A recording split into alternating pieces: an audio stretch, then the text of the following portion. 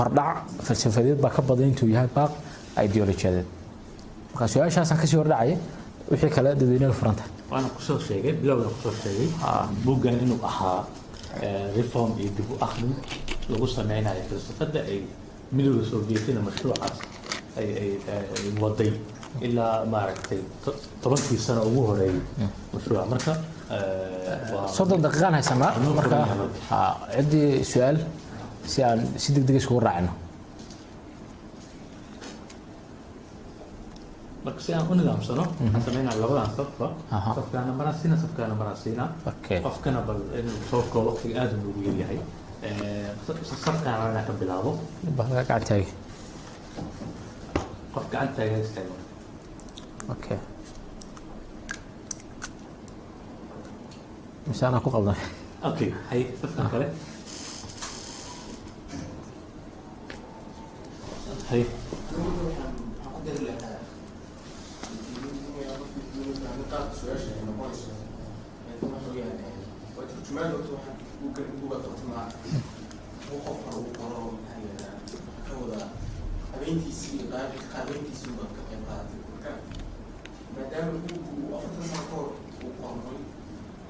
loo baahnaa qabraalka iyo duwaanka soo baxayna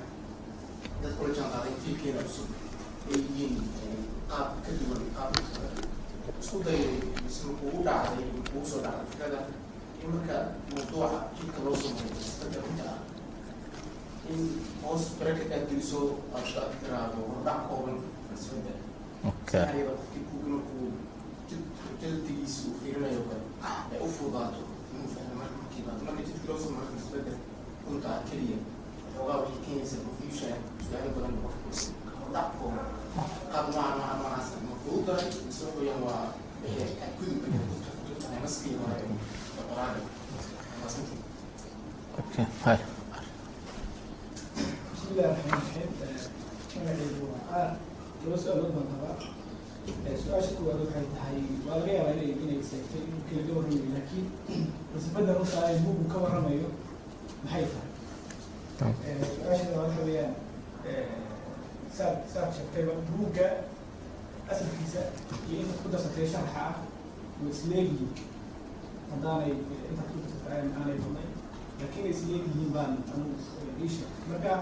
intaad ku darsatay intee in la eego buug yani saameyn ku yeelanaysaa intuu qaraar u lahaa aad baad mahadsantahay labadaa masracna su-aasha hore ciwaanka horta masalada ah inuu mar haddii 40 sano ka soo wareegeen ama ka badanba isbedel uu ku dhacayaa fahamkii dadka iyo sidoo kale wuxuu isbedel ku dhacay qoraalka Soomaaliga xataa soo u qormo inuu xeerar aan markaa hirgelin ama eriyo aan turjumaadooda hirgelin baa jiray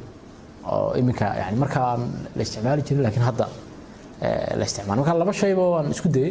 inaan naskii asalka ahaa ilaaliyo marka eriga aan bedelo aan hoosta ku xuso sidoo markii hore u qornaa ama ajnabi ha ahaado ama eri Soomaaliya qoraalkiisu wax iska bedeleen wixii dheeriya aan ku soo daran naska asalka marka sharaxaad laga tago tagaska koobaad wixii dheeriya ku soo daran aan calaamad geliyo oo xagga hore ku xusan inta yani inuu naska asalnimadiisa aan ilaaliyo way iga ahayd labo sharaxaadu waxay ka duuleysay naskii daba socotay marka fikrad gooniya sharaxaadu ma wadeen yani meesha meel kasta oo su'aal geli karta oo yani haday fikrad tahay haday magac tahay haday idea tahay haday tahay madrasad ama dugsi falsafadeed ama fikir haduu yahay marxalad noqti siyaasi ama marxalad fikriya haday tahay haday tahay maxaan ku leeyahay bixino si yani hadalka guudna macna kule halkana si gooniya loogu isticmaalayo waxa soo dhan waxaan isku dayay inuu aan yani dheeri ku daro oo qofku soo dhaweeyay marka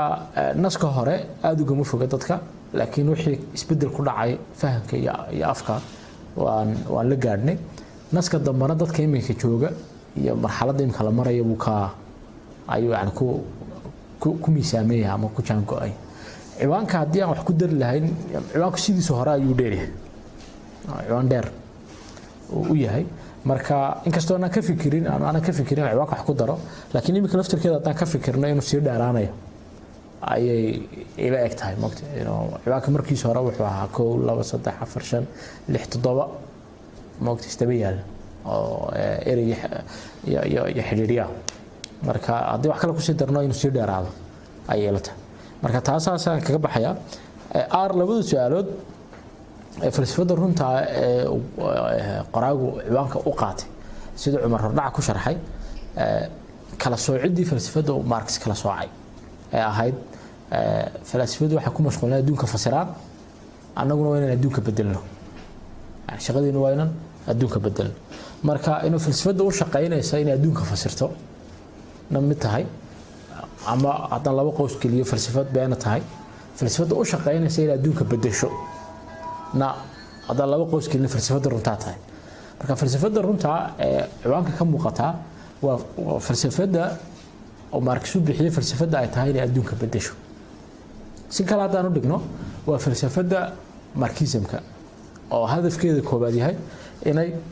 abuurto falsafad revolutionary oo falsafad ka caayaan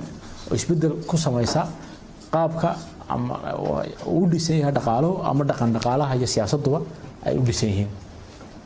marka taas weeye horta su'aasha koowaad falsafada runta su'aasha labaad naska hore iyo naska dambe xiriirka ka dhaxayso maahan sidaan hadalkii hore ku sheegay waa xiriir istaba socda marka naska dambe wuxuu u dabran yahay naska hore u dabran yahay daba socda isagu ayuu naaxinaya marka tir ahaan isleegihiin ba dhacda marka hordhacyada laga labada buuga waxaan ku daray laba shay kale yihiin wax naska la socda oo haamishka ku qoran hoosta ku qoran oo sharaxaya naska ama faahfaahinaya wax naska ku jira waxna waa hordhacyo Google Digo kala oo dhowr hordhac qoraaga laftirkiisa in loo taariikheeyo buuga laftirkiisa iyo ahmiyadiisa iyo waxyaabahaas in xagga hore aan kaga hadlay marka kuwa hore ana qoray fikirkayga ka cabireen ama saan wax u arkayo laakiin waxa la socda nasku yani sidii webiga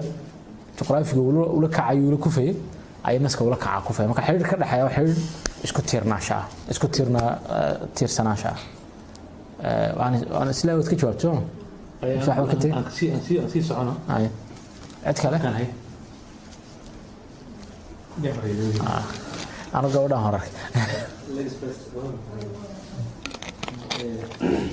مجال وحوات فتح سؤال شكل دينا في هذه السرادي أو قوون أو فهم وغيرها وأنت مع نفسك لكن ما فلسفة جديدة واحدة قبل يبقى أنت ناحية نفسك.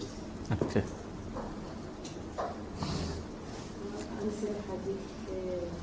وحكى يعني بديك واحد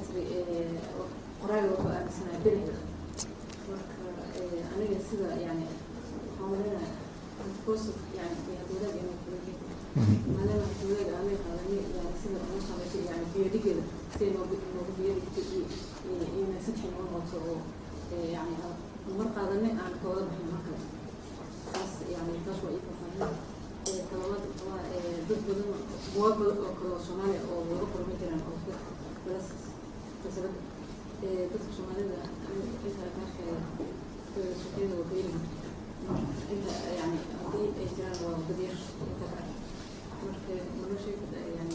لما شيء بس تذكر بسبب يعني واحد كيس أما كبرى أما سكين كلاسونية سفيان متى صدحات مقدرنا قبل القدر في راعي مقعة صدق عليكم السلام ورحمة magacayga waxaa la yidhaahdaa أبو بكر buugga waxaan u maleynayaa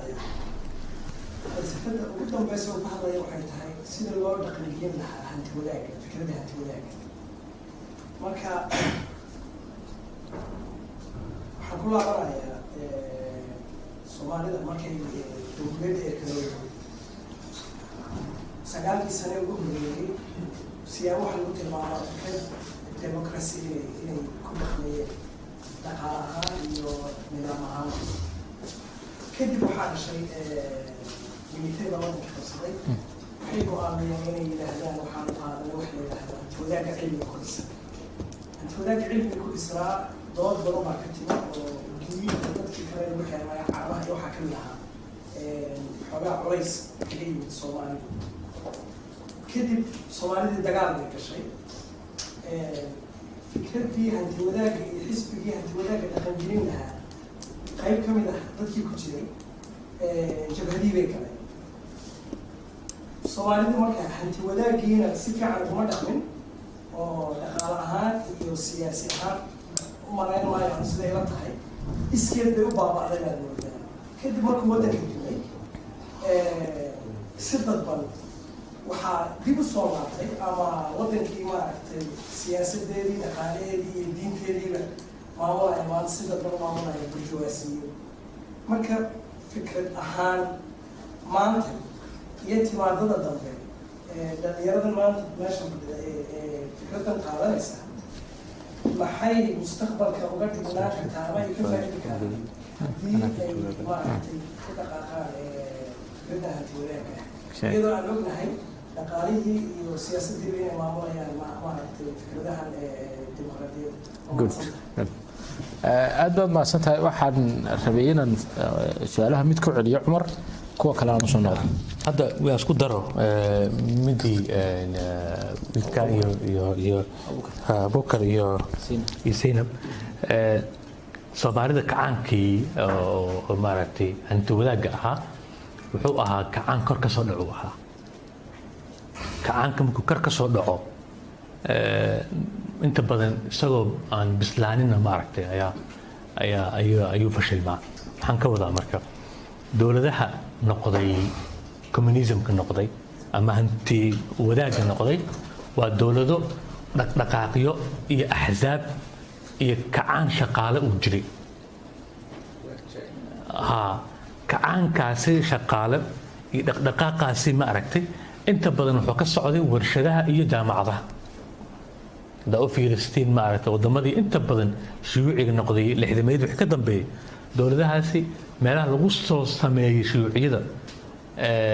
askarta ma ahayne jaamacadaha iyo waxay ahaayeen iyo warshadaha xisbiga shaqaalaha ingiriiska yacni jaartiidan waxa la dhahaa jiray qarnigii 19aado oo xuquuqda shaqaalaha iyo mushaharaadka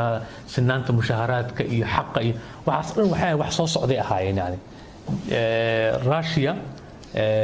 Lenin yani intuusan kacaanka sameynin waa la xiray wuxuu Excel ku maqnaa waa la eryaday wax waxay ahayd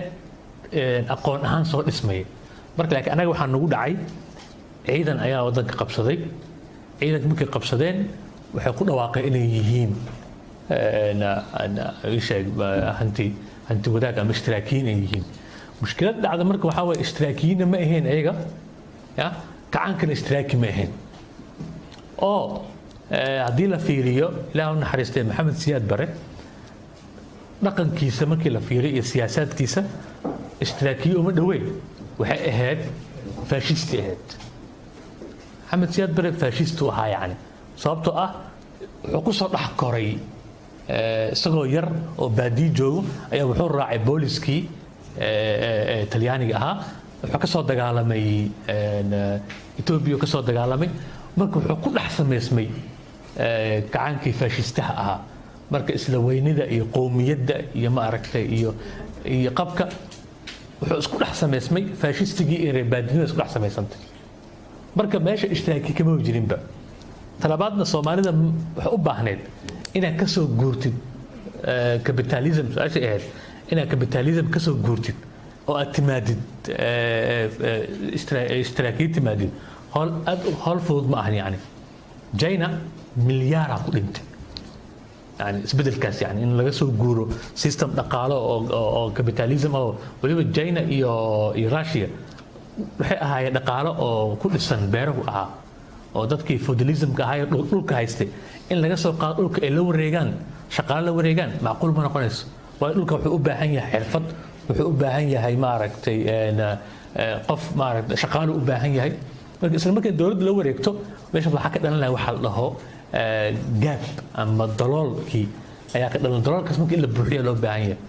Russia Sovietki iyo China xoog ku buuxiyeen laakiin anaga Soomaalida waa la buuxin waa isla markii waxa dhacay badaar hada ogtiin maaragtay abaartii daba dheer ayadana la saldhigna dagaal la galay marka wadanka ma fadhi noocan ma yani oo siyaasado oo waxa la dhaho in structure la sameeyo adjustment structure adjustment la sameeyo macnaha structure adjustment waxa waaye haykalka dhaqaale wadanka in wax laga bedelo oo wadan beeraley ah uu isku bedelo warshadle isku bedelo yani ma dhicin yani oo laguma guuleysan sababtoo ah dhaqdhaqaaq aqoon iyo dhaqdhaqaaq adab ah iyo dhaqdhaqaaq maaragtay philosophy ah kama jirin marka taasaa mushkilada keentay oo ciidan ayaa meesha ku habsaday bis marka taas isleeyahay in oo muhiim ay tahay su'aalaha kale sida labada su'aalood aad sharaacisay waxaan ku dari lahaa su'aasha Cabdifataax oo falsafada horta hordhaca yani cutubka ugu horeeya qodobka ugu horeeya falsafada qodobka ugu horeeya buugga moogta marka waxaan isku dayayaa in si aan waqtiga u soo koobo dhowr shay oo dhaqankeena falsafada lagu qaldo inaan ma aha niraahno wixii ka soo haray marka ku hadho horta koo falsafada mar waxa lagu qaldaa يعني هذا الكواوين كعبرسن قفكم متقان عفف أجنبية iyo عفف ريواوين سدحقلية أو إنه هذا الآدم يقول كه هذا لا يسكت ضيق مرة قار فلسفة هذا الواقع وقت actually يعني وحكوا بعدين فلسفة هاي وقتها لبا إنه محاكل هذا فلسفة الله ديجو وح تصالحان qofku markuu si wax xanuunka la xiriira yani qofku inuu maskaxdiisu markay yara dhaqaaqdo ama isla hadlo ama wax noocaas waxa uu ku hadlo inuu ninkii falsafadu ku fogaaday ama iyadoo wax xanuun laga qaado ama wax la xiriira maxaan ku raada yani qaababkaasi fikirka guud ay ugu jirto maaha laba yani afka carbeed oo aan saameyn isku leenahay waxa marka qaar uu soo gashaa inuu qofka iska hadla falsafka wuxuu doonay iska yiraahdo in falsafad la isticmaalo marka waxyaabahaas oo dhan maaha falsafadu waxa weeyaan waa yani maxaan idhaahdaa masaaq ama qaab ama cilmi lagu dirso qadiyado waaweyn oo ugu horeyso jiritaanka oo rumaynta waxyaabahaas la xiriira su'aalaha asaasigaana maxaan ku laga jawaabo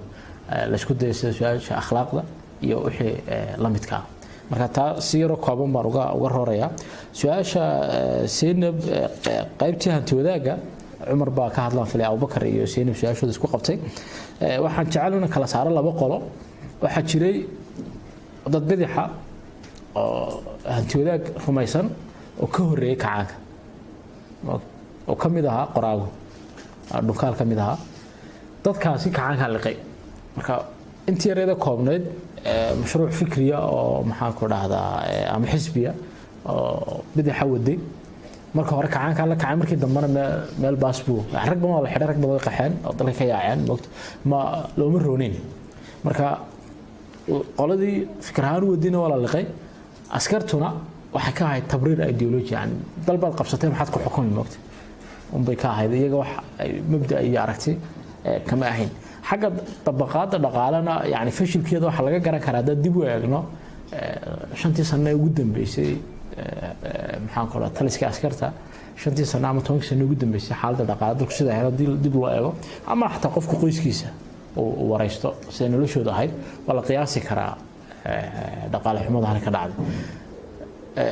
iyada laftarkeeda markaas su'aasha Abubakar baan ku soo xidhaya waqtiga inagu yar maanta hadaba maxaa ku xigay moogta sida aan si rafliya ugu galnay hanti wadaaga oo qasaba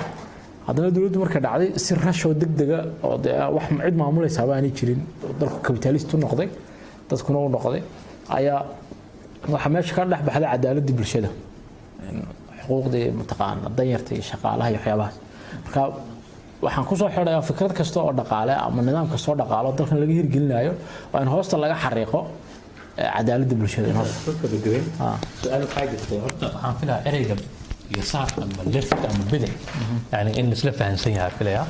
أو يعني قفل أو دقاقة سياسات كاشتراكية أما أنت وذاك كم انتهى عدالة دا يسنانتا بقالها فلسفة إسماعيل بركوسو قبل هل دقيقة هاي وقت سؤال إنه هيا بوسي هي بوسي أفضل دقيقة سنة بوسي هاي ولا لا كويس سام هاي مو يعني كده بيجي سمك مرة وقولي شارع كمان ma waxay ka ahayd magaca ninka maadaama jaarad title oo ama dhakhtarnimo ama wax noocaas ku sameeyeen oo qolo gaar ay isku abaani jirtay ma waxay ka ahayd sidii u qornaa in la soo guuriso mise adiga caasaasan nidaamkii gacanka si fiican midda labaad waxay tahay marka buugga naftiisa turjumaysay waxaa ugu fikirtay inaad taariikh ahaan uga sheekayso oo isla wixii jiri jiray saadati usoo gudbi mise adiga hantooda gadaa كلمة الجالة ورفيق ويا كمرد أنا إيري سومالي وأنا الاستعمالان ضدك الشيوعيين تكون جرو أنا صومت الشيوعيين ضدك اسكو استعماله استقع حتى بوجه كل حركة دونتين جالينين سو استعمال جالينين جالة ماركس استعماله marka waxaan qodobka falsafadii Soomaalida iyo su'aasha Suldaan isku xidho horta eriga jaale eri Soomaalihan ugu jiray rafiiq ayuu ahaa mataqaanay saarkuna saas u isticmaalay wuxuu la mid yahay eriga al-akh moogta intii xarakaadka soo martay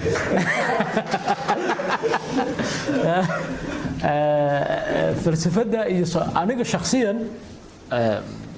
la dhacsanaan oo kaliya yani ama يعني مشروع ايديولوجي سيتو ايغماهين انيغا انت كبدن انتو ايديولوجيا وحياها دقن ثقافه بيها انه مرحله فكرك سو مري si loo dirsi karo waa in nusuustii horta la hayo dadku waxay qoraan xataa article laha ahaato dadku waxay qoraan la koow labo fikradu si ay afka ugu dhaxnaaxaan waa in la rogrogo afka waa inuu ka dhex shaqeeyo labadaas horta aniga wax walba iga muhiimsanaa daqiiqadii ugu dambeeyay waxaan ku soo xidhay Soomaalida falsafada dood dheer weey